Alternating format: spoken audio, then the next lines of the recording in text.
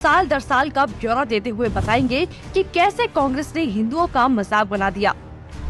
1950 में आया आर्टिकल 25। कांग्रेस 1950 में आर्टिकल 25 को लेकर आई, जिससे धर्म परिवर्तन को मान्यता दे दी गई। और सबसे ज्यादा किसका धर्म परिवर्तन हुआ ये सब जानते हैं, लेकिन ये तो सिर्फ शुरुआत थी। नेहरू 1950 में आर्टिकल 28 लेकर आए और हिंदुओं से धार्मिक शिक्षा का हक छीन लिया। लेकिन आर्टिकल 30 के तहत अल्पसंख्यक अपनी धार्मिक शिक्षा दे सकते हैं। धार्मिक शिक्षा के बाद निशाने पर थी धार्मिक संस्थाएं। 1951 में HRCE एक्ट, 1951 में Hindu religious and charitable endowment act लेकर आए।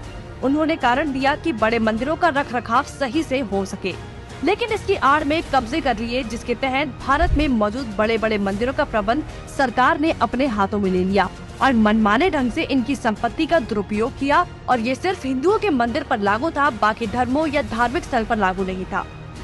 1956 में हिंदू कोड बिल आया। 1956 में नेहरू सरकार हिंदू कोड बिल लेकर आई, लेकिन अल्पसंख्यकों के लिए इन्होंने पर्सनल लॉ बोर्ड को बिल्कुल हाथ नहीं लगाया। मतलब एक ही है, देश में एक जाति कद संविधान कानून से और दूसरी अपने धर्म के कानून के हिसाब से, और आज भी यूनिफॉर्म सिविल कोड से कतराते हैं। कांग्रेस ने लगाई आरक्षण की आग। कांग्रेस आरक्षण लेकर आई, जिससे हिंदुओं को बांटने का काम किया गया, जिससे सबसे बड़ा नुकसान हिंदुओं को हुआ। आरक्षण की देश में जरूरत थी, लेकिन मक्कार कांग्रेसी इस योजना को 10 साल लागू करने की बजाय इसे बढ़ाते चले गए और न ही इससे लोगों को सशक्त बना पाए, जबकि लोगों को इसकी लत लगा दी गई। इंदिरा का कार्यकाल।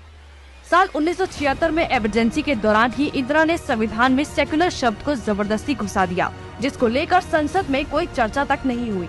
मतलब कि हिंदू बहुसंख्यक होते हुए भी भारत हिंदू देश नहीं कहलाया जा सकता, जबकि आप हमारे आसपास देखेंगे तो सभी मजहबी देश हैं, लेकिन हिंदुओं के लिए कोई देश नहीं बचा। इसके बाद हिंदुओं के कानूनी अधिकार और इतिहास निशाने पर थे। 1991 में पूजा स्थल कानून।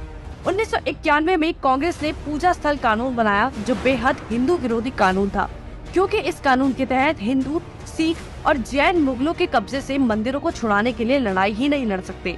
उनके पास दलील सुनने का कोई कानूनी अधिकार ही नहीं छोड़ा गया। हमने लाखों मंदिर और उनका इतिहास खो दिया। 1992 माइनॉरिटी कमीशन एक्ट।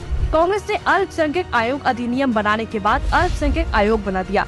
ऐसा करके कांग्रेस ने धर्म विशेष के लोगों को स्पेशल दर्जा तो दिया ही, हिंदुओं को बांट दिया, जिसके तहत सरकार की हर योजना का सबसे ज्यादा फायदा धर्म विशेष के लोगों को ही मिलता है, जिससे कांग्रेस ने सांप को भी मार दिया और लाठी को भी नहीं टूटने दिया।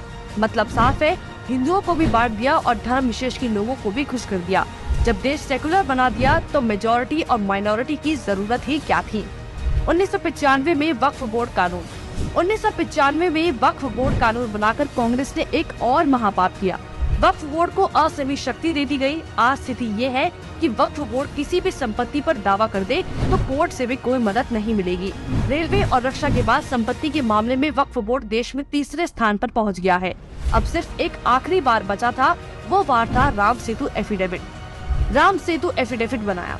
हिंदुओं ने फिर 2004 में कांग्रेस को चुन लिया, तो कांग्रेस ने इसका इनाम देते हुए राम सेतु एफिडेविट बनाया और भगवान श्री राम के अस्तित्व को ही नकार दिया और काल्पनिक बताया। आस्था और धर्म पर वार करने के बाद अब कांग्रेस ने हिंदुओं को ही बदनाम करने का प्लान बना लिया। 2009 में हिंदू आतंकवादी घोषित। 2009 में फिर से हिंदुओं ने कांग्रेस को चुना, तो उसके बदले में कांग्रेस ने हिंदुओं को ही टेरर घोषित कर दिया। कांग्रेस ने बहुत ही चालाकी से एक एक कर हिंदुओं के धर्म, अधिकारों और शिक्षा के अधिकार को छीन लिया, लेकिन हिंदू फिर भी कांग्रेस को नहीं समझ पाया। औरंगजेब ने हिंदुओं को खत्म करने के लिए तलवार का इस्तेमाल किया, तो कांग्रेस ने हिंदुओं को खत्म करने के लिए संविधान का इस्तेमाल किया। फिर भी कांग्रेस ही बोल रहे हैं कि लोकतंत्र खत्म हो रहा